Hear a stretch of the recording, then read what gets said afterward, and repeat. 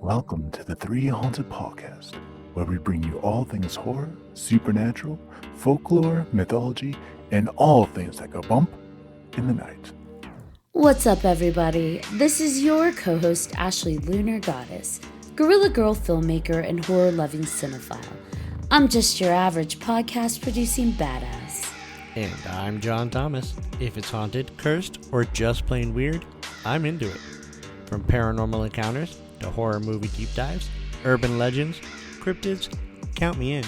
I'm BJ Sewura, an aspiring paranormal musician who plays live for the dead because the living just doesn't want to hear me. What's up, ghouls, gals, and all of our horror pals out there?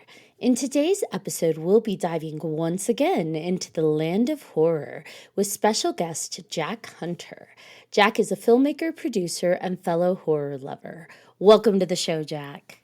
Oh, thank you. Thank you. Yeah. I'm glad to be here. Very excited to have you on. We've been connected via social media for a few years now, I want to say. And Yeah. you're always posting about your journey with the filmmaking process. And we finally connected because I know I put those annoying posts out every so often, like, hey, who wants to be on the podcast? And so you're finally like, okay, I'll bite, I'll do it. Yes. Yeah. I mean, I'm like, you know what? I might as well. And then when me thinking, it's going to be like in, like 2 weeks.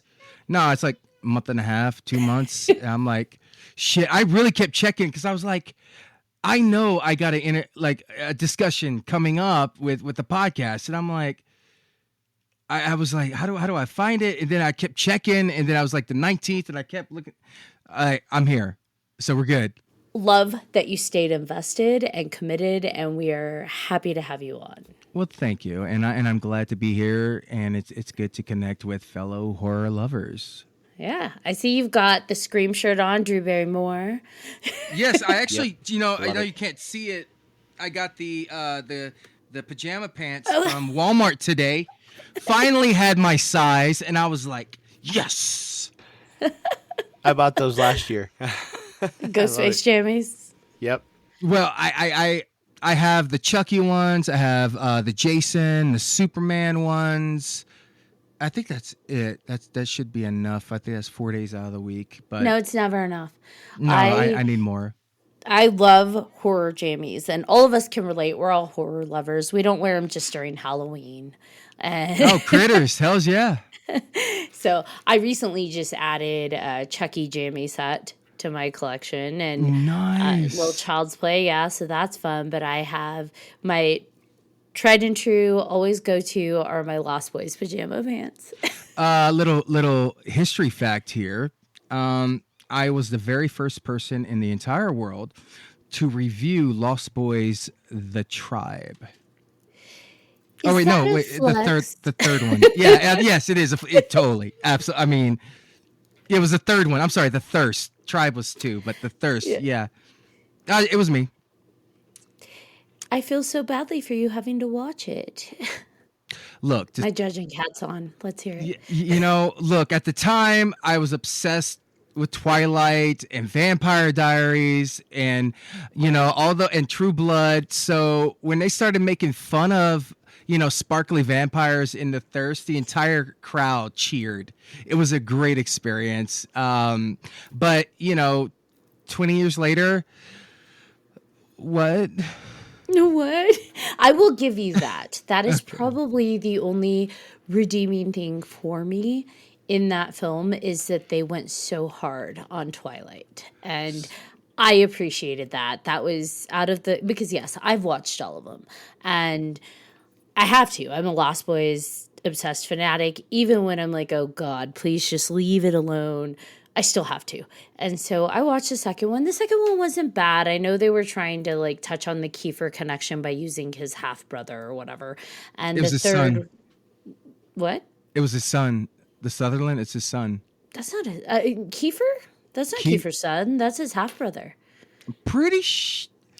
All right, we're going to, yeah. You want to go toe to toe with me on Lost Boys? Let's do it. What do I win? Nothing, because you're wrong. Okay, go for it. Let me know what it says. She's like, challenge accepted. All right, so Wikipedia says Angus Sutherland is the half-brother of Kiefer Sutherland. Well, shit. You know what? All these years I've been wrong. Um, Here's the thing. When anybody discusses horror facts, horror trivia, uh, I'm hit or miss, except in one area, and that is Lost the Boys. Lost Boys. So I was like, And vampire stuff in general. here's my thing, and I've always stood by this. I think they just need to leave the Lost Boys as it is alone. Like, just let it be. If they want to do an expansion on the universe and take a character that wasn't really emphasized on and play with that in a fresh way, by all means. Like, take, the Widow Johnson, Master Vampire. Let's get an origin story and see her little side hustle life that she's got going, and maybe like a young grandpa and how they came across each other, right? See, that would be. I could just picture that grandpa as this horny little dude, but like trying to get with every single piece that walks by. He's like, look at my taxidermy. You want a stuffed squirrel? I'll Do give you some. want to be stuffed? Like, I'm just saying. Like, I Glad think she said it. I get away with saying a lot more shit that I probably shouldn't be allowed to say. But yeah, here I am. We're 6 seasons in, guys, and I haven't been canceled yet. Knock on wood. And I've said some shit. However, it's all about delivery and commitment. I don't know. I just feel like if they wanted to play in the universe, go for it, but play with it in a way that is different, and don't just try and take the characters and rework their story. Yeah. I originally saw the trailer for that when I was in Kuwait. I was serving in the Navy, and we were at K&B, which is the Kuwait Naval Base, and we were watching bootlegs because that's how we got movies over there. And the trailer for Lost Boys came on, the Tribe, and my God, when I heard the "Thou shalt not fear," goosebumps. I mean, that was before I saw the movie, but. Now, we all know I'm obsessed with The Lost Boys. Do you have a film that's your obsession? I could show you my 47 plus Michael Myers mask that I do have. But yeah, I have over 47 Michael Myers masks from all the real ones and bootleg knockoff. I collect them. I have a show on my channel called Get Masked where I review masks and everything. The funny thing is I have not reviewed the official ones yet. Like I kind of got lazy. I kind of started putting them out like every other day, and I kind of got overwhelmed with it. And then the masks just kept coming and coming and coming, and I'm like, fuck. But I probably should do the real ones because I believe I used to have the largest Michael Myers mask collection in the U.S. I had over 75 mask like iterations of it. I am obsessed with Halloween, but I'm actually right now we're in my new studio in my house, and I'm doing a total rebranding. And I really am obsessed with Scream as well, clearly. So I'm calling my new production Ghostface Studios Productions. So, and it's kind of in memoriam as well to Craven Something Scary, Steven. He was the podcaster and on YouTube. Because of the Scream stuff, I went to Spirit Halloween recently on like the last day, 50% off. I bought the Ghostface the one that hangs above the mask, the advertisement. It just goes, I got it right here. So I got it for $5. Nice. And I got the new Scream 7 poster right there, framed right from the theater, right when it was released. I texted my friend. I was like, she's a manager at a theater. I'm like, yo, I was like, do you have this poster? It was literally just released. She's like, I'll see if I got it. And she's like, but my other workers, they wanted, I'm like, listen, I was like, Scream is my shit. Like, fuck them workers. I want this poster straight up. And I don't ever frame posters either. I got that bitch in a frame. It's right there. So, because do you know what's going to happen in this movie then? That's my question. I ain't saying a goddamn motherfucking Yeah, I don't want to thing. hear it. Shut up, BJ. I Don't even try it. You ruined this shit for me. I'm coming out and murdering everybody. He's taking it back to your knees. Hey, I didn't say shit. Don't murder me. No, I know. Okay, not you. Here's my only prediction. Yeah, give us No- one. It ends on a cliffhanger with the ghost face not being revealed to lead into Scream 8 because they do want to make a new trilogy, kind of wrap things up. But it's the one thing that has not been done. All the ghost face in 6 films have been identified. But have they in Scream 3? Someone didn't really die on screen. So I'll just leave it like that. Either that or they have multiple killers again, kind of taking that love note, but leaving, like you said, one revealed, one you don't know. And all right, I'll add to it. BJ is forcing my hand here. He forced it so He hard. totally did. I mean, so hard. Where's my bet? I'm kidding. I think my other prediction too, and here's why I think it's going to end like that. I think there's going to be possibly two groups of killers killing people, and both of them not knowing who the other one is. They run into each other with masks on. With It'd be like, oh, you got a mask. Yeah, like Halloween Resurrection. What are you doing? This is my house. That was like that reel Yeah. that it was circulating on Instagram where it's like multiple Scream killers like stumble upon each other in the same house, and then they get a third phone call from a different one, and he's just like, "Do you guys just want to meet at the Waffle House and sort this out?" And then the other two in the house look at each other and they're like, we have to kill him, right? They're gonna pull the Spider-Man meme and like freaking pointing at each other. Yeah. But yeah, so that is my prediction. I didn't know about that video, but I really think that would work well in the universe. With having two groups of people, either going after Sydney or whatnot. I think that that's a way to be original. And that's just my thing. And if this happens, I'm sorry, John, don't kill me. Just blame Ashley. No. We'll blame Ashley. It's all Ashley's fault. Yeah, it's all her fault. I'm used to being the No, I mean scapegoat. that was talked about. I think either for 5 or 6. I think it was 6.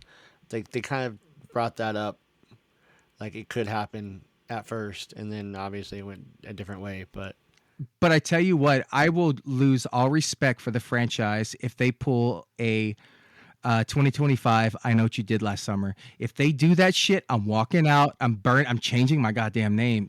I actually enjoyed that. I thought it was cool. You I like saw that it they coming, but I villainized didn't. him? Hey, how do you block somebody Yes. on here? No, I I'm kidding. enjoyed that movie, and I did like the twist. I thought it was a little messed up. I just hope they don't do some bullshit where they bring Stu back somehow. It's AI. He is back. It's Which AI. I'm fine if it's an AI thing, but if it's like suddenly rewriting history and he's just fully back, I'm gonna be like, okay, fucking throw it out. You know what? If he's back for real, I'm gonna go drop a TV on my face and I'm gonna be like, "You tell me if I survive, okay? That wasn't a thing. We haven't been forced to suspend disbelief yet, other than Chad getting fucking knifed. Like that's the only thing Be I nice think. to Chad. I love Chad. I love the I do twins. too. But it's just like, come on, bro. How much scar tissue do you have Right. left? Well, I You mean, know? look at Dewey. Dewey got fucked up how many times before he finally rest in peace. one Dewey. stab, But one stab, each film until Hey, the but last still, one. they were messed up ones, and then he got jacked. I'm still upset by that, but I knew it had to happen. Yeah, I don't know. I think that there was a stretch when they were trying to rewrite history, and Billy Loomis has a daughter. That was bullshit. I completely agree. That was too much. Like that was a little too far because we are supposed to believe he was having an affair with somebody else while he's with Sydney, but like all his attention's on Sydney, and he's kind of being a whiny little bitch about it all. And so it's just like I don't know. I didn't see it. And the fact that like if they had a kid together, I feel like she would have been older. And how would Sydney not have known? I don't know. I wasn't buying it. I thought that was a weird flex on the storyline.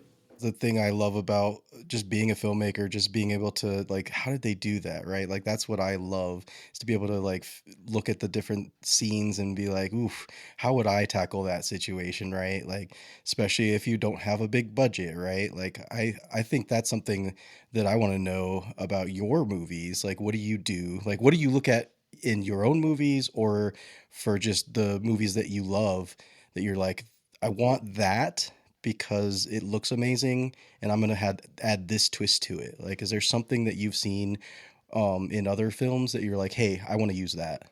I forgot. I can't remember the film it was, but there was a shot where it's done in a mirror, and the final reveal is she opens the mirror, and you realize the entire shot was done in the reflection of the mirror. She's like walking through the hall and picking up something, and then she comes to the mirror in the bathroom. She holds it, and then she opens it, and you realize, wait, we were just looking in the reflection. Like that entire shot was a reflection. To me, that's very, very interesting. It may be simple, but in my brain, that's a lot of to plan that. That's a lot of computing to do. Like you got to draw that out. There's no way to be like, okay, well, we got to do it like this from this angle. Like, no, you gotta think about it. That was one of the one shots recently or in the past couple of years that I'm like, I need to do that. I want to do that.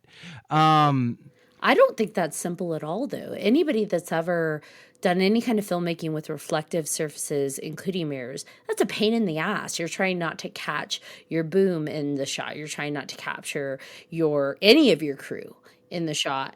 And like also even any of the light sources, you're at the wrong angle and suddenly you've got the lens flares. And it's just like, it is not easy at all so I think that's great that you want to do a scene that's fully in the reflection of a mirror.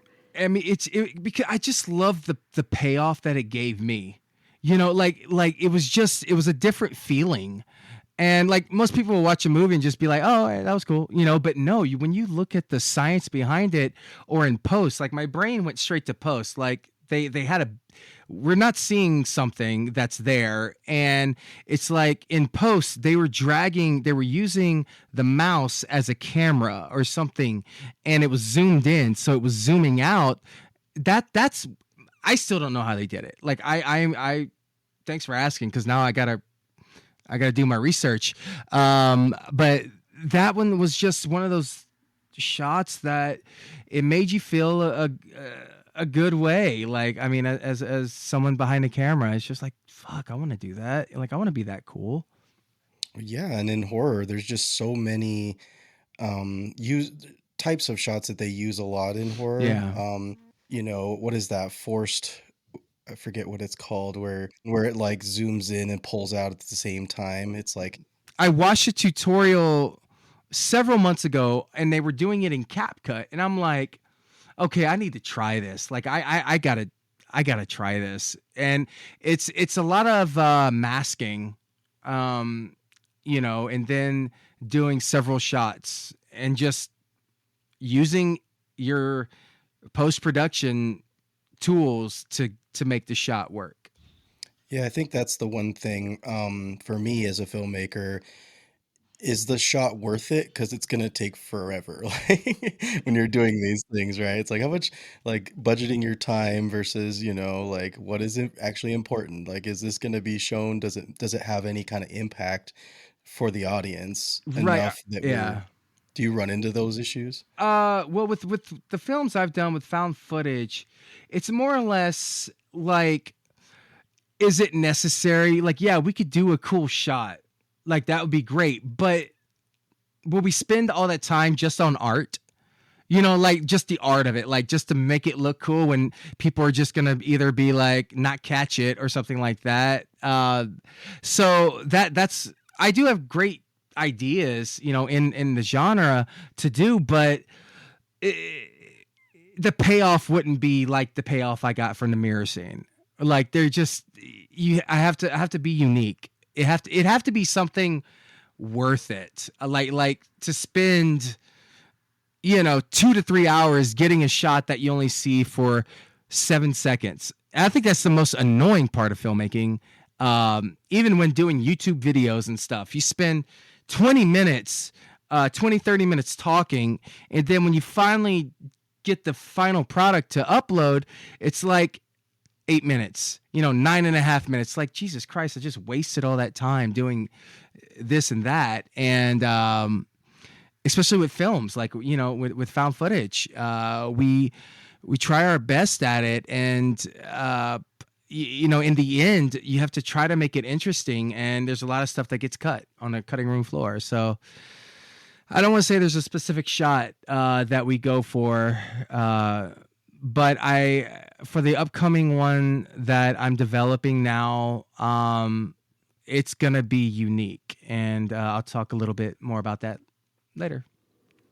I think when it comes to film perspectives, specifically like your actual perspective of your shot choice and what you're doing with those creative decisions, I think a lot of that is what distinguishes cinematographers from the different levels. I don't want to say hierarchies, but the levels of cinematographers. Who is really a cinematographer first at heart, and who is wearing the hat just because in the indie world we kind of have to, right? And Right.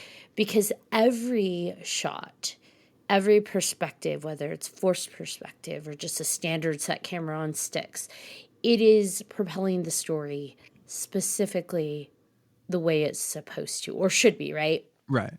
Whether we're choosing a medium shot, a wide shot, a close-up shot, that choice and that decision, in theory, should be based solely on how does this serve what I'm trying to tell? How does this serve the story? So when we see these beautiful scenes and the way they're playing with different camera perspectives and different shot choices, like ultimately, especially when it gets super artistic, to me, it's trying to figure out what are they trying to tell in addition to the story, because this could just be a standard wide shot. This could be a Right. standard whatever shot.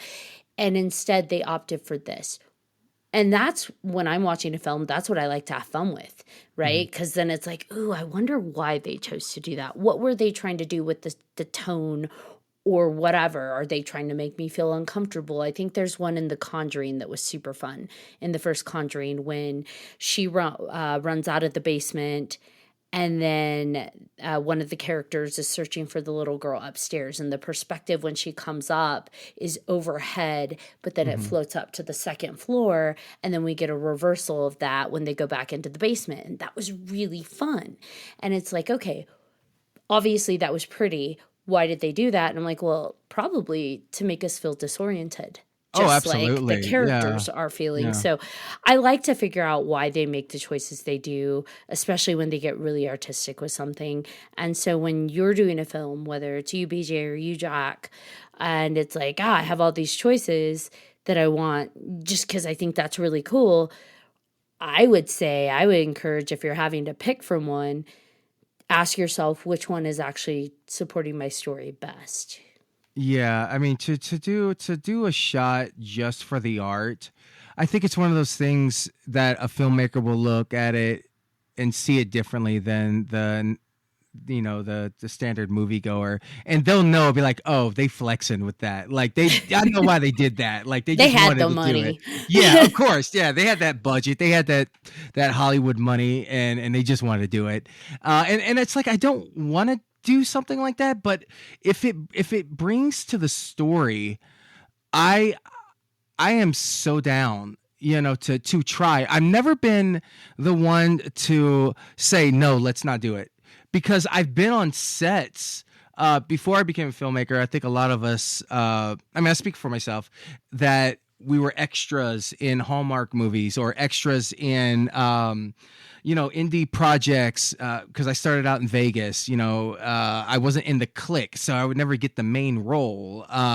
So I've been on the sets to where if someone has an idea, oh no, we're not going to do that. Why? Oh, because I'm a director, I'm the editor, or what? I'm the writer. We're not going to do it. On my sets, the actors, I want feedback. I want to try new things, and that's what I want to do in my future projects, unless it's a time constraint.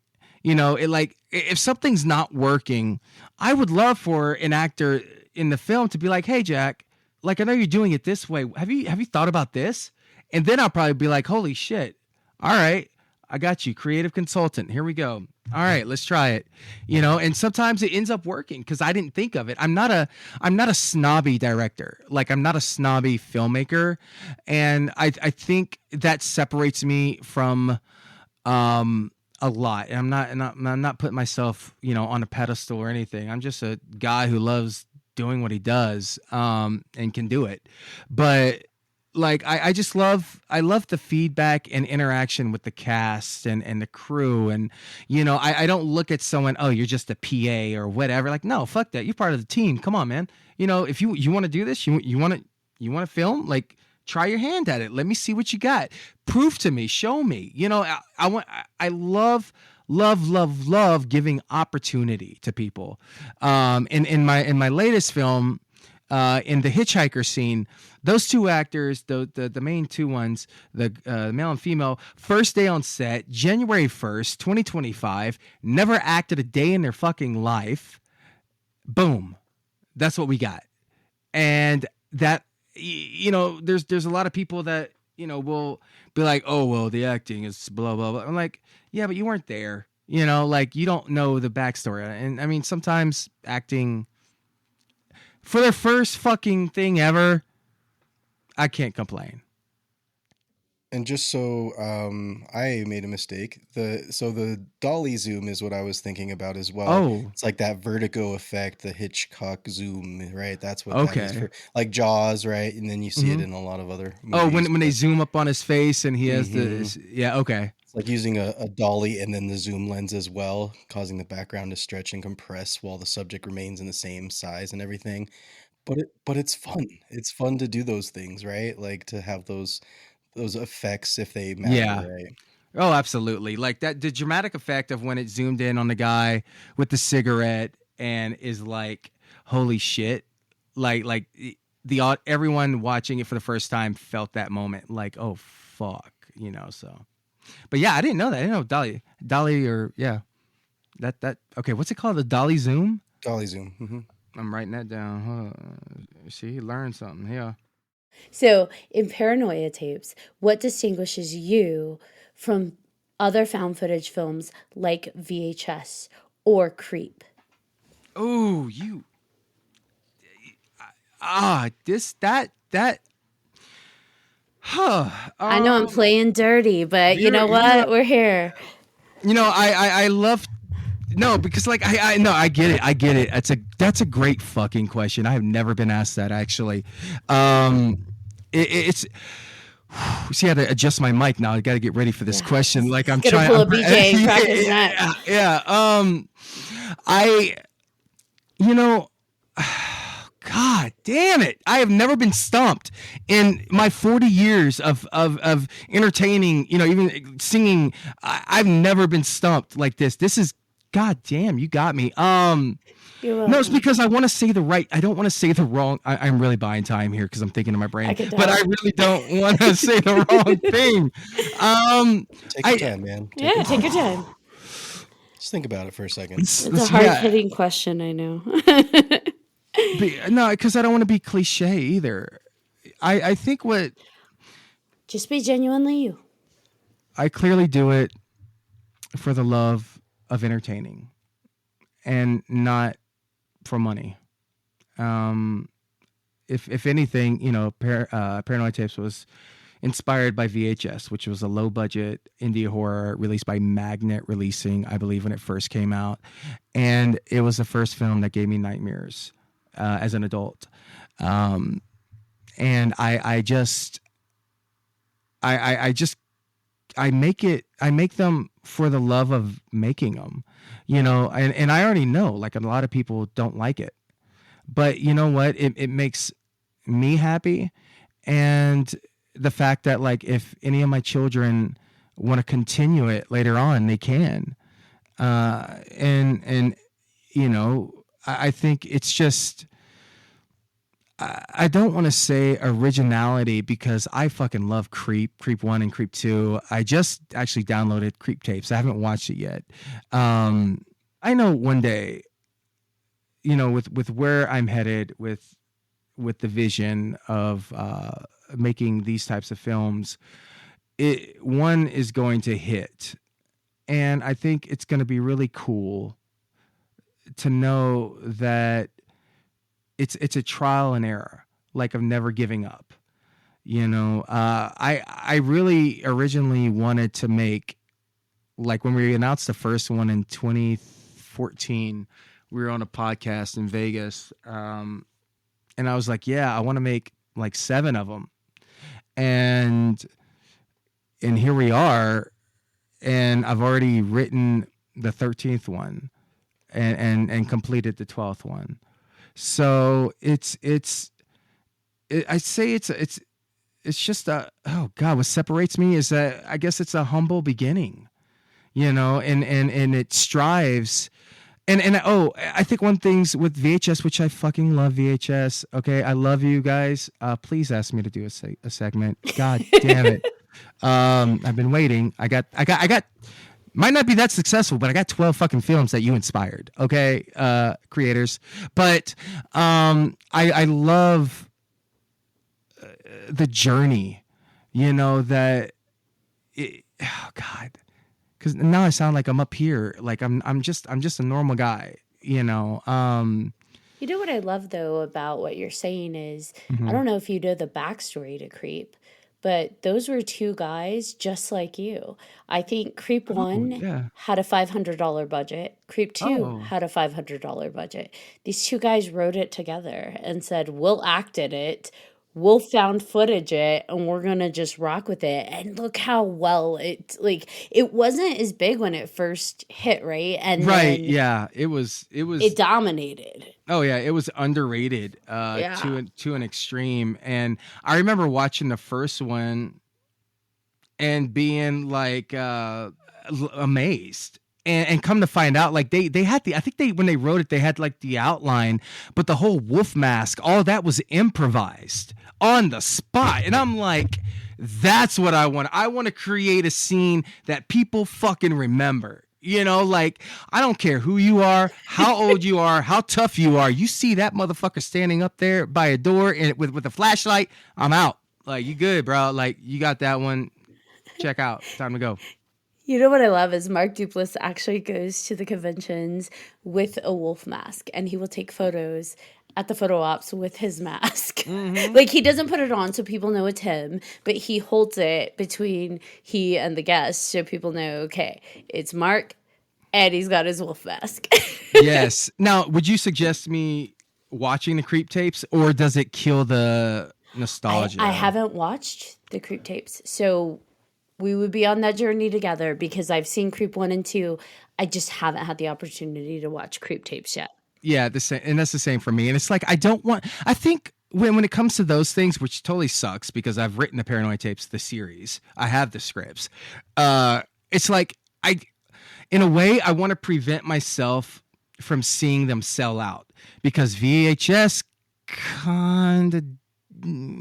But I wouldn't sell out if you guys cast me. I'm just saying, or hired me to do a segment. I hear it's a Christmas theme. I don't know. That's the rumors. Look, come on, guys. But yeah, I think it's. I think some of the later entries to VHS sold out. Beyond, I like one of them because one of my buddies is in it, and when I saw him, I texted him. I'm like, dude, you just got killed by an alien, Mike. He's like, I know, bro. I'm like, yeah, because he didn't tell anybody he was in it. And when I saw Mike Ferguson pop up, which is really cool because my kids knew who he was because they watched the YouTube bullshit channels with him as a security guard. Totally off touch, squirrel. Anyways, I think I don't want to watch it, the tapes, because I don't want to feel like they sold out. But maybe they didn't. Maybe it'll prove me wrong. Anyways. I'm going to be honest. I don't think most filmmakers sell out. I think all people that start with humble beginnings and didn't come in as wealthy, filmmakers with crazy budgets, we make what we can with what we have. And the perfect example I can think of with that is Sam Raimi. He created Evil Dead the best he could with the budget that he had. But what was the first thing that he did when he revisited horror once he did have funding, once he was a big name? He redid Evil Dead, but he did it the way that he always wanted it to be. And so I think as indie filmmakers, when we come into money or we get a backing, like Creep, they now have Blumhouse behind them, right? So it's like to me, I think they have Blumhouse. Maybe not Blumhouse. No, that was the other. That was Creep 2, I think. Anyways, they have Shutter behind them. at Shutter. AMC. So Yeah. it's like, you have money now. And so for me, it's like maybe now what they're doing is they're just elevating it to what they always wanted it to be. Yes. And yeah, it's one of those things to where you said a word that is the title of my film dropping January 1st, Elevate. It's I think one things that inspire me too as blah blah blah blah blah blah blah blah. Making something out of nothing. You said, I think that's what you just said, and that is like one of my go-to quotes when I'm on set with the actors, and I'm like, one of the most satisfying things as a filmmaker is seeing something on screen that was once in your head. I think that is, I don't care how that sounds. If that sounds narcissistic, well, fuck you. Go make something and let me know how you feel when it's on screen. Like just to see that as an artist, and these are characters that are based on people that that you fucking hate, and you actually killed them on screen. Like it's just to know some things like that there's no euphoria like it, to be real. That's what makes it fun. Exactly. Absolutely. And with my new film, I was very experimental with it. I got these cameras, these HD 4K cameras from Temu. Okay. They're not, for the record. And, I was gonna say you are gullible. Oh no! Well, no, I knew. I mean, $10 for a piece. I was like, okay, let me just see what it is. And I saw the quality of it, and I'm like, what the fuck? But then I started thinking, okay, I could do something with this. Remember, like I said, 2 senses. Okay, Right. and so what I did, I'm not trying to bring it all on me for this, but it only stars me and my kids. Me and my kids. We filmed over a weekend, and I took the idea of analog horror meets Skinamarink, and I know it's not a lot of people's favorite film, but mine actually has a payoff. For the record, it has a payoff. You won't be disappointed. But I love what the filmmakers behind Skinamarink attempted, and it was a shot in the dark, and they slam dunked it.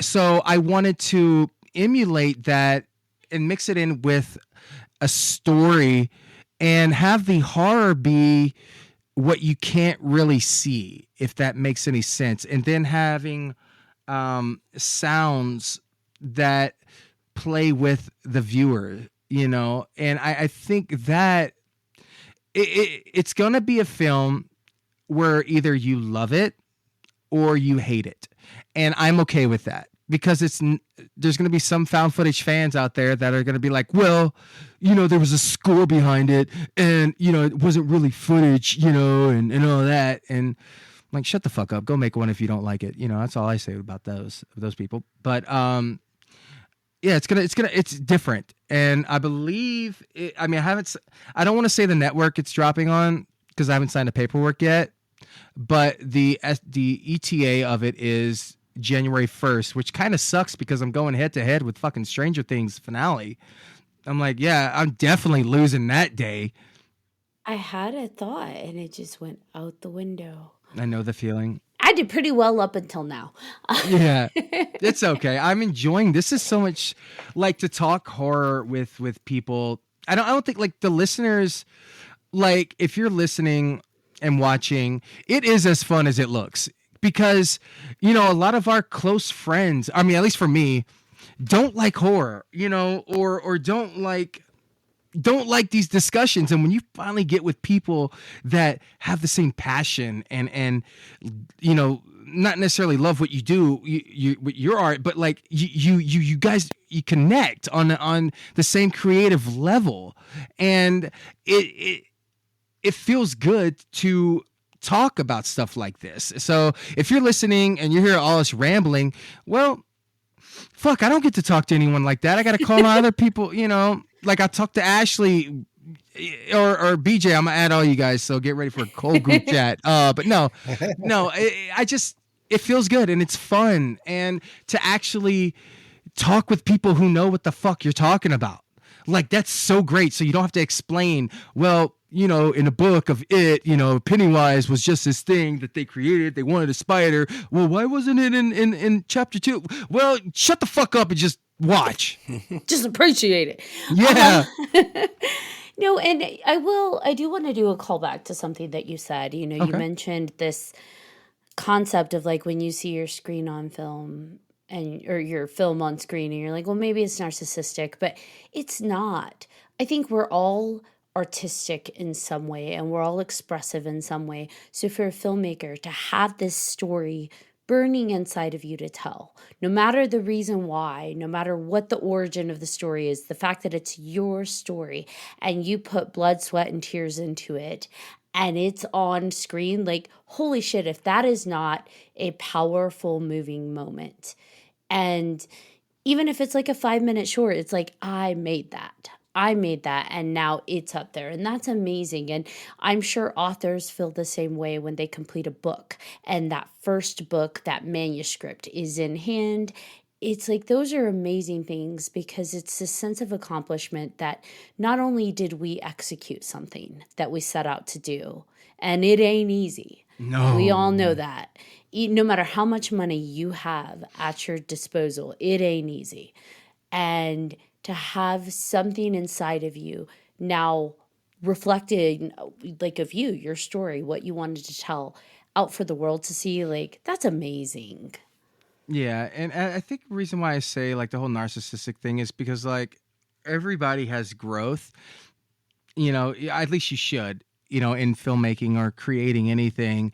And in the beginning, when I first had like one of my experiences, and I was younger, mid-20s, late 20s, I think, but I was very, very narcissistic. Like for some God knows reason, I just like, like I'm the next, M. Night Shyamalan meets Quentin Tarantino of found footage, and that was me talking. And I'm like, my film hasn't even come out yet. Why am I? Yeah, I look back on it like you're a fucking idiot. Like, no, people just didn't take you. No wonder people hated me in the beginning, like with when I first started out with certain comments online. And I was just I say more or less the narcissistic part is just to remind myself to be humble. I don't want people to think I think I'm all that, because I know I'm not. And I mean, it's always important to remember our gratitude and our space in the humility of it all. But at the end of the day, we all have our own voice and our own perspective to, contribute into the community of storytelling. And we're all different and we're all unique. And we have to remember that, because if we start to all try and be like one another or fit a mold, then the stories are no longer unique. The ideas are no longer fresh. So definitely hold on to the individuality while still having that gratitude that, holy fuck, I'm able to do this. This is really awesome. I think, and one of the, I don't want to bring it to a negative part of it, but it is the reality. One that I've dealt with this past year, is egotistical people. And I've created, I say I created monsters, because certain people in the film who were like brothers to me, like my best ride or die people, totally threw me to the curve. They got a big head, and I was the reason why they're on screen. I'm the one that said, because it was, at the end of the day, it's my film. So I gave them an opportunity, but by giving them the opportunity, it created a hell of a ego for them. And that hurts me more than anything, because I used to be like that. And to throw me to the curve, might as well, no, they went off the curve.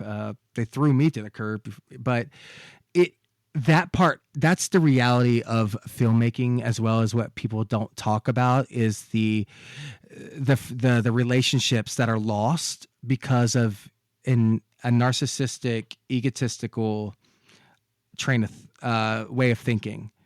And that's why I always try to like humble myself when it comes to talking about myself, because I don't want anyone to ever think that I think I'm all that, like, which is one of the reasons why this last film, my name is not above the title. Like, I had built a brand of Jack Hunters, and I didn't want to do that anymore. I didn't want to be all about me, like, I don't think I'm anywhere near Wes Craven's New Nightmare or, John Carpenter's Halloween, even though they weren't at the time either, but still, like, I want it to be about the team, and I think oh wow, I'm going on a tangent. You can stop me anytime, guys. Just tell me shut the fuck up. I'm just going to be a voice of dissension here. And I think there is absolutely nothing wrong with having, especially with everything you've put in and how many you are in on that series. I think there's absolutely nothing wrong with Jack Hunter Presents Paranoia Tapes, because those are your movies. Those are your tapes. You may not be Wes Craven, but Wes Craven isn't making Paranoia Tapes. Jack Hunter is. It's not like you're saying, well, look at me, I'm Wes Craven. Look at me, I'm John Carpenter. And let's be real, Wes Craven and John Carpenter started somewhere. And we all start somewhere. And there's nothing wrong with using your name. You're going to have trolls out there that are going to pick that apart. You're going to have people that are causing you to second guess and doubt yourself so that you take your name off. But those are people that are typically discontent in general, and they're putting that negativity onto you because they are upset about something else. It's usually a place of jealousy or envy. Now, it would be different if it was Jack Hunter and only Jack Hunter and just Jack Hunter did this, but that's not what you're doing. It's in the vein of the horror that you love. Jack Hunter Presents Paranoia Tapes, and there's nothing wrong with that. As like you said, because you, in the grand scheme of it all, you're still appreciative of your team. You still have your credits. You still go out there and say, man, I didn't do it, just me. This is my team. So you've got the gratitude and the appreciation in there so that it's not a negative connotation when it's Jack Hunter Presents Paranoia Tapes. Any director that is creating a series of films, or even just one film, it has full capability to put their name there and say, I mean, what's the difference between that and Ghostface Productions Presents Paranoia Tapes? Absolutely nothing. It is the entity that's creating it.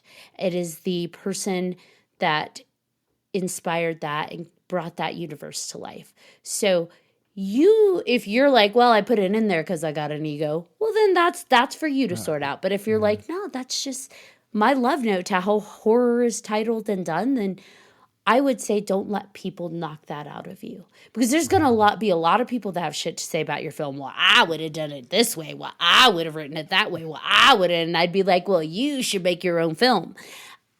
I'm going to do my film and make my art the way that I'm doing it. I really needed to hear that, Ashley. You have no idea. I'm going to soundbite that for you and send it to you. And anytime you fucking doubt yourself, just play that shit. This is your art and your space. You have the gratitude. You're humble. You have the appreciation for your team. You're uplifting people and giving them chances. How many filmmakers out there are like, you've never acted? Sure, let me give you a speaking role. Let me give you a scene. We know that's not how the film industry typically works, but you're doing it. You want to learn to run camera? Fuck yeah, step up. I'm going to show you how to pull focus. Like, that's not normal in our industry. So, and you know that. So if Jack Hunter wants to present Paranoia films, don't let anyone take that away from you. I got goosebumps right now, Ashley. Like fuck, man. You're welcome. Because What's your favorite scary movie? I'm just kidding. I'm gonna use Scream, but my life, like, yeah, it's a hell of a concept. No, that goddamn, wow, come on, like let's you what you just said is the exact opposite of what I've been told for the past 10 years. It's the exact opposite of what I've read on Reddit, even in the found footage genre. But it's been hell because the ego that people say I have, like one of the ones like, oh, it's Jack Hunter's paranoia test. Who the fuck is Jack Hunter?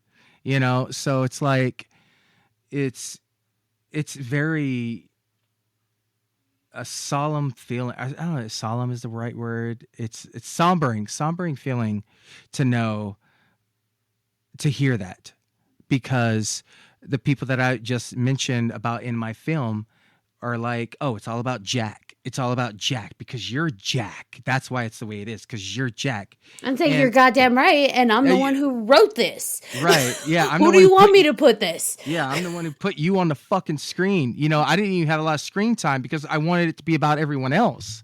I mean, in the end, it was me, but like, but still, it was. Goddamn. Okay, let's. Yes. Okay. And the reality of it is this is not their story. This is not their film. It's yours. It's your story, your art, your film. Now, if it's like, hey, Jack, hey, that sound peaked. We should probably do it again. That's different. But it's like, hey, Jack, you put your name on the title and people are a little envious. Why is your name on it? Why not? I directed it. I wrote it. I'm putting my money and time and effort into it. Why the fuck is my name not on it? Like, I don't know. It's just like investors and producers that they put their title cards in because they invested the Yeah. money. Like, it's no different. You earned that title. Don't let anyone make you second guess that. They be just hating. Yeah, I'm gonna be sharing the fuck out of this interview or this discussion and be like, I'm gonna send it to those motherfuckers You're like, too. enough said, bitches. Well, Can and I? it- go ahead, John. Oh, I just want to add, like, and I know this isn't a woo woo kind of episode, but the universe provides answers when you need it. And I think that this was the time that you needed to hear that. And this goes for any filmmakers out there listening as well. Yeah. If you've been hearing what Jack's been hearing for the last 10 years and this message reaches you, you were meant to fucking hear it. It's your story, baby. Own it. Fuck And yeah. creatives need to be creative, you know, like if you're not creative, you know, you get depressed, and you know, you got to do what you love. And it is a painting, and what do painters do? They sign it, right? This is yours. Right. This is mine. You know, this is what it is, and just keep going, man, you know? Oh, well, thanks. Like, Sign yeah. that fucking painting. I mean, I know we got to change the tone here, but yeah, I like, thanks. Like, I fucking needed to hear that. And what you said, BJ, was absolutely right about the depression thing. Like, that's why I made Elevate with my kids, because I went like a 6-month period without doing any filming, and I was getting depressed. I was really like sad on the inside. I'm like, you know what? Fuck, I just need to create. And the fact that I get to be in a film and have my kids star in it, you know, my actual children, and want to be a part of it. Like, that's what makes it's going to be a memory for the rest of our lives. You know, even when I'm gone, dead and gone, and whether or not they continue my legacy of what I've created, they'll always know, like, dad wanted to do something with us, and it's forever in history, you know, for film. So, yeah.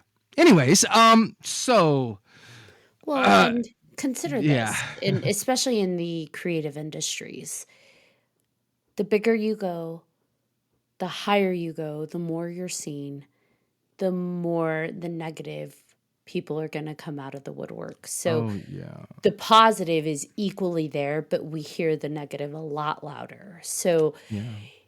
try and just tap into the positive, tap into your support network. And this is for everyone, anyone listening and otherwise, like, tap into your support network, because the haters will hate, and they're going to hate louder, and they're going to hate meaner. And the sooner you can just put those sunglasses onto that, like, it'll be better, because you're going to shine bright. Now, where can people find more about you and your films and all the projects that you're working on? All right, so I got my OnlyFans. That you Sweet. can, no, just no. I shit. Anyways, no, I don't have that. I have oh gosh, you can find a lot of my films on Found TV. It's a free app, kind of like Tubi, but it's for found footage only. You can find my films on Tubi and everything. And you can find me on Facebook with Jack Hunter, Roman numeral 2, with the blue check mark. That is me. Also, Ghostface Studio Productions on YouTube. You can also see me on a it's so left field. I do a lot of work with D-Man Johnson III. We watch 90 Day Fiance spinoffs and all that. It's my guilty pleasure. All right. And we review them and I do a voice for this bearded dragon named Larry, and it's just really fun. You can catch me on there. So guys, go subscribe to it. And join the Discord. We have live streams every morning, and we watch an episode and we discuss it, and then he goes and films a review and all that stuff. Those are my people. Yeah, so I know, right? This horror filmmaker that has all these films watches 90 Day Fiance. Oh, and no, I don't judge. I watch America's Next Top Model and like all the I go in on. I love the Hallmark romance movies during the holidays. I was in one. Hometown Christmas. I probably saw it. No, but you probably saw 0.2 seconds of me. That was a horror. Never again. Never fucking again unless I'm behind the camera. But yeah, that's where you can find me. And and I appreciate all the love you guys have given. And you know what? The years and months of waiting to do this, fucking worth it. Years. Well, I'm glad that you came on. Guys, do we have any final thoughts or questions for Jack before we wrap this episode up? No, I mean, I just like your passion, it's great. Like your passion, it's very evident. Like it keeps you going and you can tell that, you're in it for the love of it, and I think that shines through. It's not about the notoriety. It's something that you do because it's fun and you like working with other people, seeing the joy on their face when you guys all create something together. And I think that's the biggest thing that I've taken from this. And just keep that with you, like the people that you work with, some of them will fall off, new ones will come in, but you're still creating and, it's a community and just keep building. Oh, absolutely. Thanks.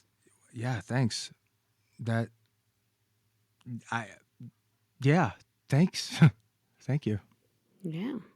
John Thomas. Yeah, I agree with BJ. Definitely let the haters hate. Just don't even think about it. Can't please everybody. Nor should you try. It's and it's hard. And for the ladies listening, I am a single father.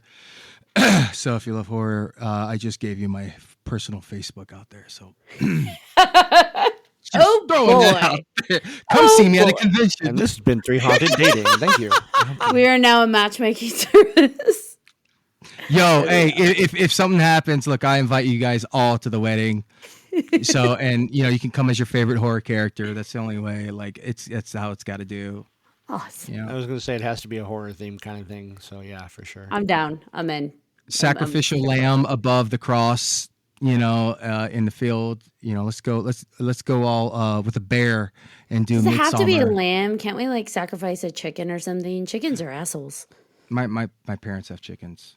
Yeah, there you go. Okay, free chicken to sacrifice. Yeah. Let's do it. Yeah. Chicken to plenty. All right. BJ Segura, do you want to bring us home? Absolutely. Again, Jack, thank you for joining us. This was a kind of a crazy ride. It was fun though.